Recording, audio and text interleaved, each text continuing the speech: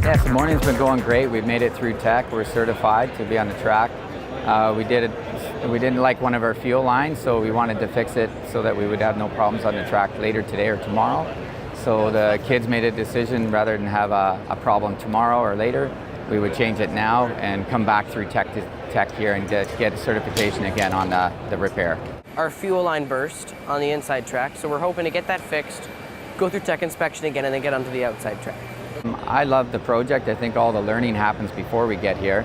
You know, the kids come in, we have to train them for 3, 4, or 5 months, and now it's time for them to perform and do what implement all the things that they've learned.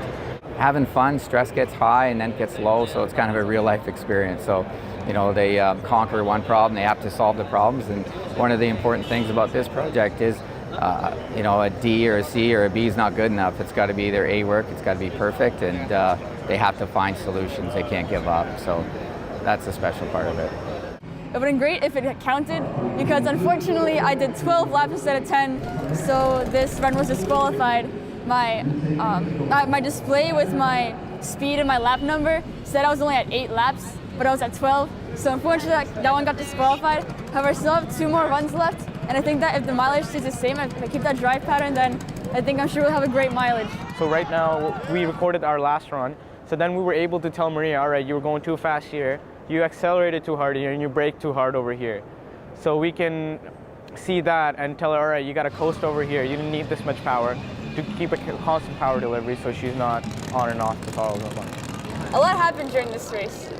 It was very congested, more so than it was during the first race, and we still had the same engine issues, that it wouldn't start. So that with the congestion and with the turns, it's causing a lot of problems on the body. So that actually resulted in 2 spin-outs. I spun out twice. The first time I felt the tip, I nearly rolled, but I didn't. And unfortunately, on the 3rd lap in the first spin-out is when I got disqualified, because somebody came out to help, and in the meeting they told us that we're supposed to make a sign and ask, "Are you okay? Do you need help?" However, I was never shown that sign, so I couldn't respond to it. So they ended up moving me before I was ready. Since it's cold outside today, the car was set up for yesterday. Since it was hot outside yesterday, and you saw the temperature drop almost 10 degrees different today, so we tuned it on the table for that exact temperature that it's running outside today, for an exact value of fuel to run today.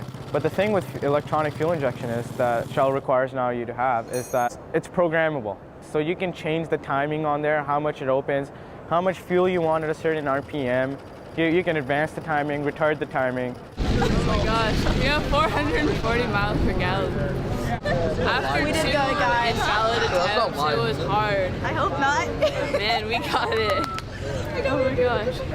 More than last year. Oh yeah. Rob, there we go.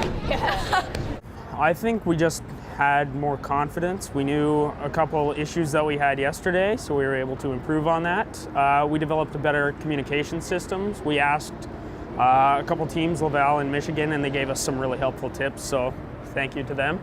I learned a lot about how to handle turns better, how to use turns to coast better, to increase my coasting length and speed hopefully as well. Also, I know that fuel injection people, they were tuning outside in the cold until 12:30 at night. So the fact they were tuning in the cold actually made the engine run better. So it wasn't cutting out as often as it was before, which gave me a lot of advantage, a lot more control over the vehicle. Also, I think they didn't crowd the track as much, so there were less vehicles to be in the way, so that actually really helped with coasting as well. It's really important to do things like this because you don't realize how much these events really mean to all the teams until you actually go.